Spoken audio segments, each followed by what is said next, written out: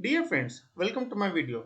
In this video, we'll see how to check the screen's display state, whether it's on and off from your Android app. So let's begin. You create a new project, a simple layout, and you can say display state app. You can name it anything. Rest of the things I leave it as it is and click finish for the environment to load. It may take a while. Perfect. The environment is up and running. I have also started the emulator, which will come shortly. So I don't think I need anything much over here. I'll straight away go to my XML file. Okay, emulator came up. I'll just minimize it for now. And the XML file, what I'll do is I'll put a button which to check the output, the display state. So I can name this button as display state. Of course, it's giving me a warning so that to use the string resource and not to hard code. That's not a good practice, but for simplicity of this code, I'm just doing it. And the text view, I'll give some ID so that I can refer it from my Java code and so that I can display some relevant output over here. Perfect. So now once my this is done, I'll go to my Java code quickly and create a button click on click method. So public void button display state.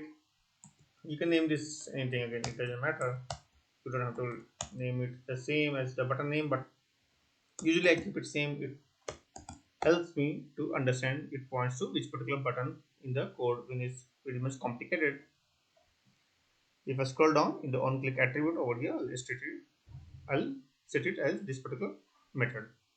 Now in this class, I'll create a class variable called TextView, and I will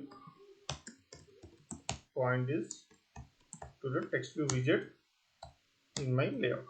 Perfect. So now once I have it, I'll try to access the display service to get the state. So for that, I'll have to create a variable called DisplayManager and get system service, and the service which I need is display service. Okay, so this third one will be fine, and then I can check it in an if else statement condition whether this display service get display. Okay, I think I'll have to typecast this first. So what I can do is I can just, yeah, perfect. No, it should work. So if I come back here and to display, okay, I think I got the error. It's a small d, not a capital D, because it's a variable and not on the class which, yeah, display, and the display ID will be 0 for the screen by default, and then get a state. So this will return me in integer form. So if I go back here, so if you see the return type over here, it's an int type, and this I have to compare it with. So I'll do one thing. Display state on. So if it's state on, so I'll put it as a state on. So I'll just do my text view, set text display is display state is on. I can say screen display. The screen display is on, else, and otherwise this is off. Of course, there are other states, but for simplicity, I'm just keeping it simple. You can refer to the documentation for other states. So that's all. Let me run and see if it works. So what I'm expecting, since I will be triggering it through a button click, so it will always show as on and it should not go on off state. But I'll do one thing. Okay, first let me demonstrate. So it's coming as on. Perfect. So now I'll have to demonstrate it off. So for that, what I'll do is I'll put it in a timer kind of thing, and so that it takes time. And by the time I'll try to switch off the screen by using this power button in this emulator and do it. So let me come back to my code. Let me put it aside. One more thing I'll do is I'll just quickly decrease the size to a little bit lower number, probably 24. Should be fine. Yeah. Now coming back here, what I'll do is I'll create a timer. So let me do that. So first I'll create a runnable. Okay.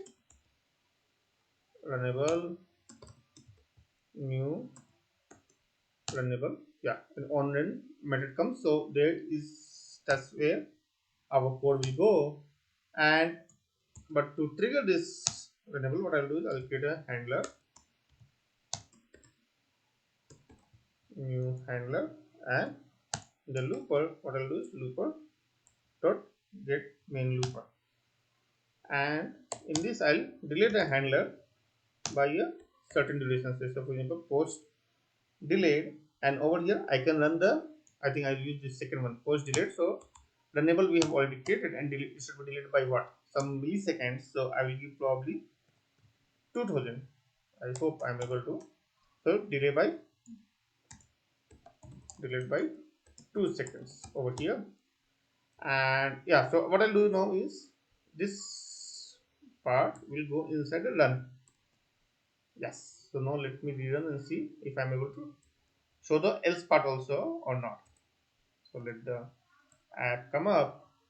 Perfect. So first I'll show you the on part, which is without any particular yeah, obstruction. So it's on. If you have noticed, it took around a couple of seconds to display on. Now I'll do one thing. I'll click it again and quickly switch off the screen, and it will take we'll wait for 2 seconds, which of course has passed. And now if I bring the switch on, it says off, and if I click again on, it's just turn back to on. It will remain on because I'm not switching off the screen. But say for example I click this and immediately click this, and this is just for demonstration. Of course in the actual code this will be somewhere in your program to, or in the some kind of service where you have to find out whether the screen is off or on. So if I switch on, it becomes off here. So that's all. I hope this video is useful to you. If you have any questions or suggestions, then please put in the comment section below. And if you like this video, then please subscribe to our channel. Thank you and have a nice day. Bye.